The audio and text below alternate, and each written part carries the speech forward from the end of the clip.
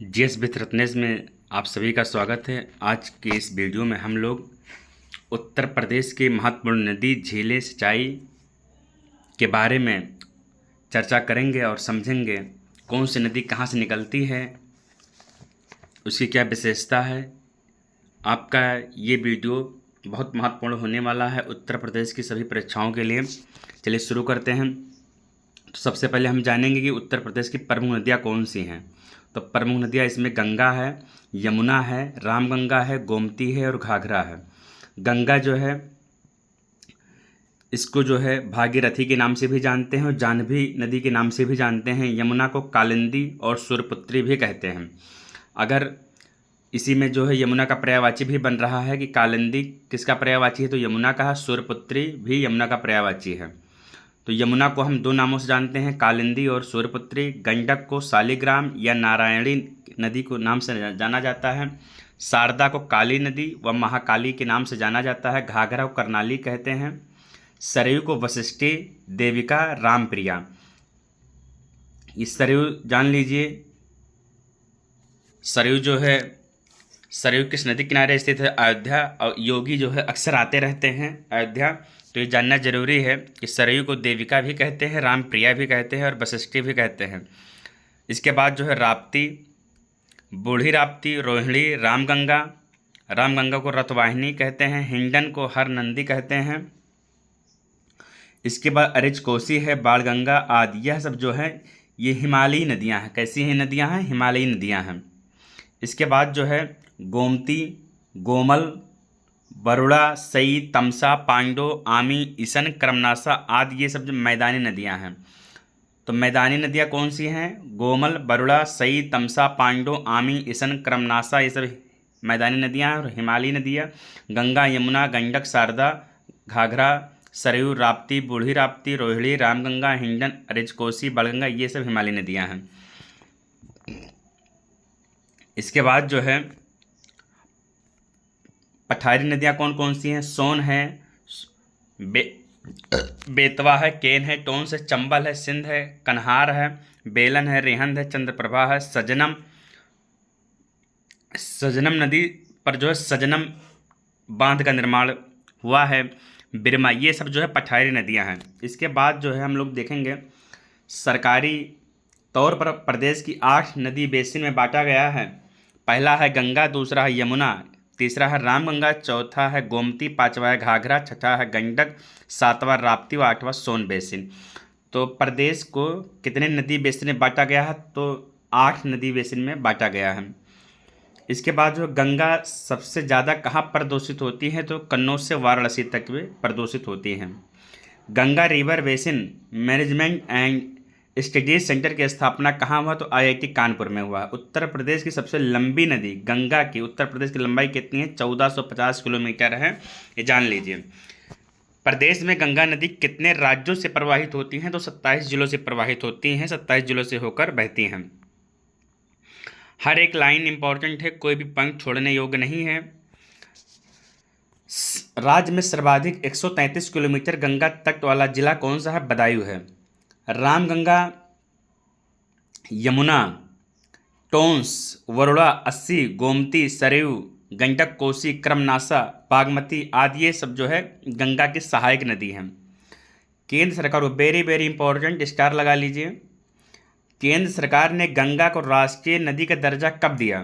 तो 4 नवंबर 2008 को दिया। केंद्र सरकार ने गंगा को नेशनल रिवर का दर्जा कब दिया? 4 नवंबर 2008 को। टोंस, गिरी, आसन, हिंडन, सिंध, चंबल, बेतवा, केन, मंदाकिनी आदि ये सब जो है यमुना की सहायक नदी हैं। राज्य की अत्यधिक प्रदूषित नदियाँ कौन कौन सी हैं? तो वह जो है हिंडन है, यमुना है, आमी। हिंडन, यमुना, यामी। इसके बाद जो है प्रदेश में यमुना नदी कितने जिलों में बहती हैं? तो 27 जिलों में बहती हैं। अभी हम बताएं गंगा नदी तो 27 जिला और यमुना नदी 20 जिलों से होकर बहती हैं। यमुना सर्वाधिक कहाँ प्रदूषित होती है? तो दिल्ली से आगरा। इसके बाद रिवर फ्रंट डेवलपमेंट परियोजना चलाई जा रही है लखनऊ में गोमती नदी पर। लंदन के टेम्स की तरह गोमती नदी को चैनलाइजेशन का सौंदर्यीकरण किया जा रहा है लखनऊ में। वरुणा नदी को चैनलाइजेशन एवं तटीय विकास किया जा रहा है वाराणसी में। गोरखपुर की आमी, ललितपुर की ओडी, पीलीभीत की गोमती तथा अयोध्या की तमसा आदि नदियाँ को किया जा रहा है पुनर्जीवित। वेरी इंपॉर्टेंट क्वेश्चन है। इसके बाद जो है नदियों के तटवर्ती नगर,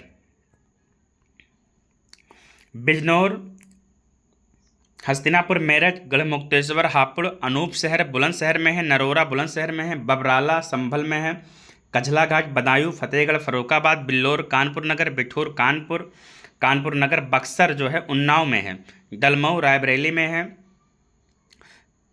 काला कांकर प्रतापगढ़ में है, श्रृंगारपुरम प्रयागराज में है, प्रयागराज, सिरसा, प्रयाग, मिर्जापुर, चुनार, मिर्जापुर, वाराणसी, सैदपुर, गाजीपुर में है, गाजीपुर, शेरपुर, बलिया आदि नगर जो है गंगा के तट पर स्थित है।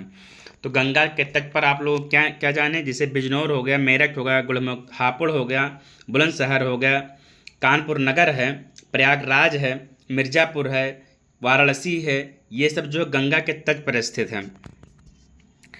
अगला है यमुना के तट पर कौन कौन सा जिला स्थित है, तो बागपत है, मथुरा है, आगरा है, इटावा है, कालपी, जालौन, हमीरपुर, कौशाम्बी, प्रयागराज व ये सब यमुना के तट पर है। तो प्रयागराज जो है गंगा के तट पर भी है और कुछ हिस्सा जो है यमुना के तट पर भी आता है। इसके बाद जो है रामगंगा नदी के तट पर स्थित तो गोमती नदी के तट पर सुल्तानपुर, लखनऊ, जौनपुर आदि नगर हैं और मुरादाबाद, बरेली नगर रामगंगा तट पर स्थित हैं। अगला है अयोध्या नगर, अयोध्या धाम, गोला, बरहलगंज, दोहरी घाट, बरहाज, ये सब जो है सरयू नदी के तट पर स्थित है। अगला है गोरखपुर किस नदी किनारे स्थित है, तो राप्ती है, रोहिणी नदी के संगम पर है। मगहर नगर स्थित है आमी नदी के तट पर। वाराणसी वरुणा व अस्सी नदियों के मध्य गंगा के बाएं तट पर स्थित है। बांदा नगर केन नदी पर है। हमीरपुर बेतवा व यमुना नदी के तट पर स्थित है। चित्रकूट किस नदी पर है, तो पैसनी या मंदाकिनी नदी के तट पर स्थित है। प्रतापगढ़ सई नदी किनारे है। किस नदी किनारे है, सई नदी किनारे। सोनभद्र सोन नदी किनारे है, सोनभद्र। मेरठ व गाजियाबाद हिंडन नदी के तट पर है। कासगंज काली नदी के तट पर है। हमें उम्मीद है कि ये जो प्रमुख नगर हैं उसके किनारे जो बसें नदी हैं ये आपको समझ में आएगा। अब हम लोग पढ़ेंगे नदियों का प्रवेश व निकास व मिलन, कहाँ पर निकलती हैं, कहाँ मिलती हैं, ये सब। तो सबसे पहले है हमारा राज्य में गंगा का प्रवेश व निकास होता है क्रमशः बिजनौर व बलिया से। गंगा का प्रवेश होता है बिजनौर से और निकलती बलिया से निकल जाती हैं। गंगा नदी का प्रवेश बिजनौर जिला से होता है, निकलती कहाँ है, बलिया जिले से। रामगंगा नदी का प्रवेश कहाँ होता है, बिजनौर जिले से ये भी होता है। रामगंगा मिलती कहाँ है, कन्नौज के निकट मिलती हैं। काली नदी गंगा में मिलती हैं कन्नौज के निकट। बूढ़ी गंगा मिलती हैं बदायूं में। यमुना नदी का प्रवेश और समापन कहाँ होता है, तो सहारनपुर व प्रयागराज में होता है। छोटी गंडक नदी का प्रवेश और निकास कहाँ होता है, तो महाराजगंज व देवरिया जिले में होता है। बड़ी गंडक या सालिग्राम या नारायणी यूपी बॉर्डर पर बहते हुए गंगा मिलती है पटना के पास। उसके बाद जो है शारदा, जिसको हम काली नदी भी कहते हैं, इनका प्रवेश जो है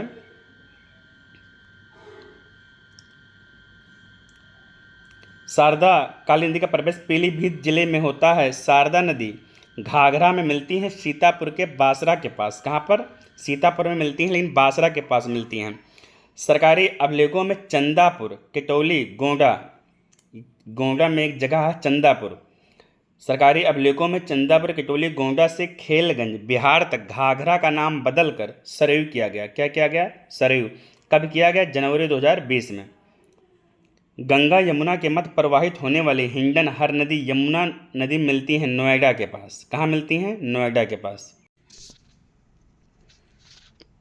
मध्य प्रदेश से आने वाली चंबल नदी का राज्य प्रवेश होता है आगरा जिले में। कहाँ होता है, आगरा जिले में। चंबल नदी यमुना में मिलती हैं पंचनंदा इटावा बॉर्डर के पास।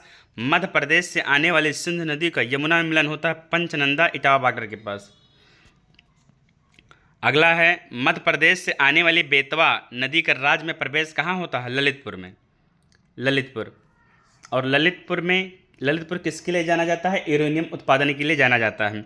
बेतवा बुंदेलखंड की गंगा यमुना में मिलती है हमीरपुर के पास। मध्य प्रदेश से आने वाली केन या कर्णवती नदी का राज्य में प्रवेश होता है बांदा जिले में। केन यमुना में कहाँ मिलती हैं? तो बांदा के पास मिलती हैं। उस स्थान का नाम है भुजहा।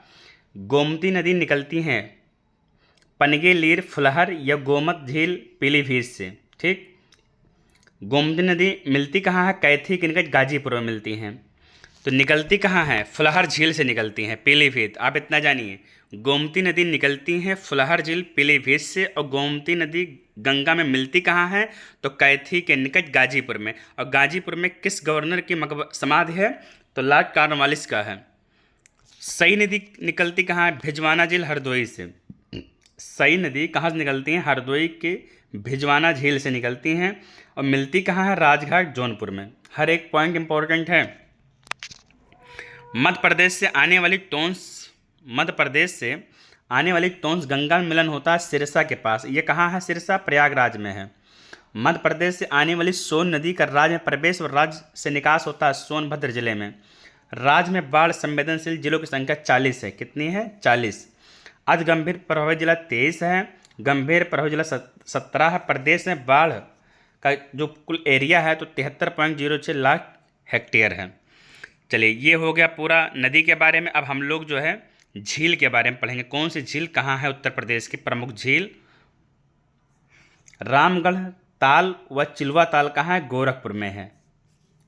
तो गोरखपुर में कौन सा ताल है? रामगढ़ ताल व चिलवा ताल। बखिरा झील संत कबीर नगर में है। करैला व इटौजा झील लखनऊ में है। नवाबगंज झील कुंदरा समंदर उन्नाव में है। बड़ा ताल गोखुर जिसे कहते हैं शाहजहांपुर में है। अगला है पयाग झील व चितौरा झील। तो पयागपुर जो है बहराइच में है ही है, तो पयाग से पयाग झील का नामकरण हुआ है, तो यह बहराइच में है। पार्वती अरंगा ताल और दूसरा पार्वती अरंगा पंची बिहार, दोनों गोंडा में ही एक ही स्थान पर दोनों है। जिरगो व सिरसी जलाशय टांडा दरी ताल, यह जो है मिर्ज़ापुर में है। उसके बाद जो है भुगे ताल और बेसेथा ताल, यह रायबरेली में है। बेसेथा ताल रायबरेली में है और जिरगो व सिरसी जलाशय मिर्ज़ापुर में है।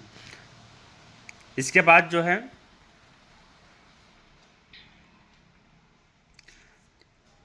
लीलोर झील कहाँ है? बरेली में है। लीलोर झील बरेली में है। ठिठोरा झील या मोराय ताल फतेहपुर में है। बेती व अजगरा व नैया झील प्रतापगढ़ में है। बेती झील, अजगरा झील, नैया झील कहाँ है? प्रतापगढ़ में है। सुरहा ताल बलिया में है। मोती व गौर झील रामपुर में है। अगला है शुक्रताल मुजफ्फरनगर, रामताल मेरठपुर, कीमठ ताल आगरा।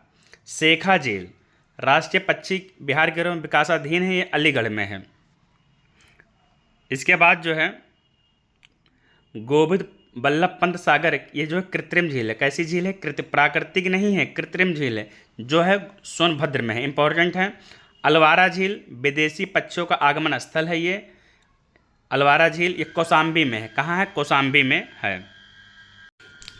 इसके बाद औंधी ताल वाराणसी में है, इम्पॉर्टेंट है क्योंकि प्रधानमंत्री मोदी जी का संसदीय क्षेत्र है।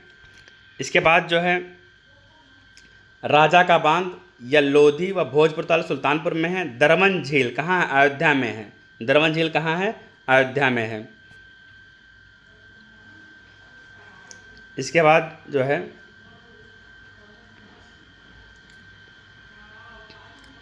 बलहापरा झील कानपुर में है। लक्ष्मी ताल या बरुआ सागर झील ये झांसी में है। सागर ताल बदायूं में है। मदन सागर महोबा में है। पनगैली या फुलहर झील पीलीभीत में है, हम बताए ही हैं। दहर झील भिजवाना झील हरदोई में है। देवरिया ताल वेरी इंपॉर्टेंट, देवरिया ताल कन्नौज में है, ना कि देवरिया जिला लगा देना। भीखा व सरसई नावर झील इटावा में है। सौज झील मैनपुरी, सौज मैनपुरी। दार्शनिक कुंड मिश्रिख इंपॉर्टेंट है।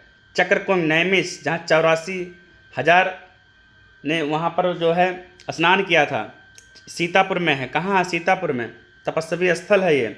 सीता कुंज, भरत कुंज, अयोध्या धाम, राधा कुंज, श्याम कुंज, गोविंद कुंज, मानसी गंगा कुंज, कुसुम सरोवर गोवर्धन मथुरा में है।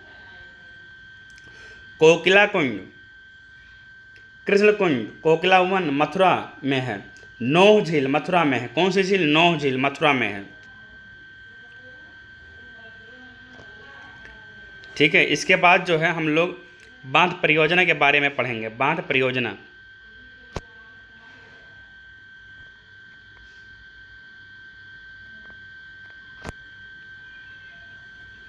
सोनभद्र जिले में पिपरी नामक स्थान पर, कौन सा भैया? पिपरी नामक स्थान पर, रिहंद नदी पर 1963 में निर्मित बहुउद्देशीय रिहंद बांध परियोजना गोविंद बल्लभ पंत सागर की ऊंचाई कितनी है? तो 91 मीटर, 91 मीटर। सोनभद्र जिले में पिपरी नामक स्थान पर रिहंद नदी कहाँ पर है? सोनभद्र जिले में। उस स्थान का नाम क्या है? पिपरी। 1963 में इसका निर्माण हुआ। इसकी जो है ऊंचाई कितनी है? तो 91 मीटर है। अगला है ललितपुर जिले में बेतवा नदी पर उत्तर प्रदेश व मध्य प्रदेश की 1975 में निर्मित संयुक्त राजघाट बहुउद्देशीय बांध परियोजना की ऊंचाई कितनी है? तो 43.80 मीटर है। इसके बाद है ललितपुर जिले में बेतवा नदी पर उत्तर प्रदेश व मध्य प्रदेश की 1958 में निर्मित संयुक्त माता टीला बहुउद्देशीय बांध परियोजना की ऊंचाई कितनी है? 35 मीटर है। तो माता टीला का ऊंचाई 35 मीटर है, राजघाट की ऊंचाई 43.80 मीटर है और रिहंद बांध की ऊंचाई कितनी है? 91 मीटर है। सोनभद्र जिले में कन्हार नदी पर स्थित कन्हार बांध की ऊंचाई कितनी है? 39.90 मीटर। मिर्जापुर जिले में जिरगो नदी पर 1958 में बने जिरगो जलाशय बांध, कौन सा जलाशय बांध? जिरगो, 30 मीटर लंबी है, ऊंचाई है। बहराइच में सरयू बांध बनाया जा रहा है, सरयू नदी पर बनाया जा रहा है।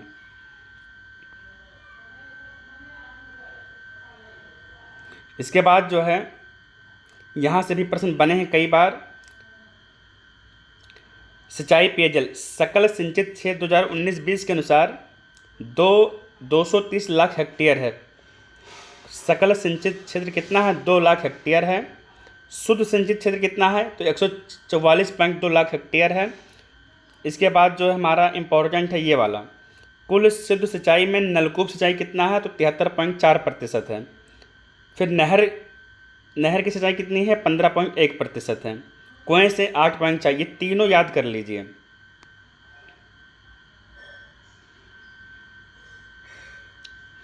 तीनों 73.4, 15.1, 8.6% है। ऐसे आप याद करें। नहर पहले नलकूप है, फिर नहर है, फिर कुआं है। 73, 15, 8, 73, 15, 8 नलकूप, नहर, कुआं से सिंचाई होता है। कुल शुद्ध सिंचाई की बात हो रही है यहाँ पर। उसके बाद जो है हाँ, लघु सिंचाई में क्या क्या आते हैं ये जानना जरूरी है। तो नल कुआं है, नलकूप, कुआं, तालाब, ये जो है लघु सिंचाई के साधन हैं। नहर, बांध मध्यम और बृहत सिंचाई के साधन हैं। ये दो ध्यान रखिए। उसके बाद जो है कुओं से सिंचाई के लिए प्रयुक्त प्राचीन तकनीक क्या है? रहट है, वासर रहट है, बलदेव बाल्टी है, ढैकली है, चरसा है, मायादास, लिफ्ट आदि। ये सब जो है तकनीकी हैं। कुओं से पहले जो सिंचाई होती थी उसके जो है तकनीक है, टेक्निकल है कि कैसे पहले सिंचाई होती थी। अब तो ये सब सिस्टम ख़त्म हो गया है, लेकिन पेपर में जो है यहाँ से क्वेश्चन बने हैं। नलकूप की सिंचाई कुल कितनी है? तो 73.4 है। नहर के 15.1 है। कुएं से 8.6 है। तो उत्तर प्रदेश का एक महत्वपूर्ण तत्व आप लोगों के सामने हम लाए हैं। उम्मीद है कि आपको यह श्रृंखला समझ में आई होगी। पॉइंट टू पॉइंट हम बात किए हैं। मिलते हैं कल इसी टाइम। जय हिंद, जय भारत।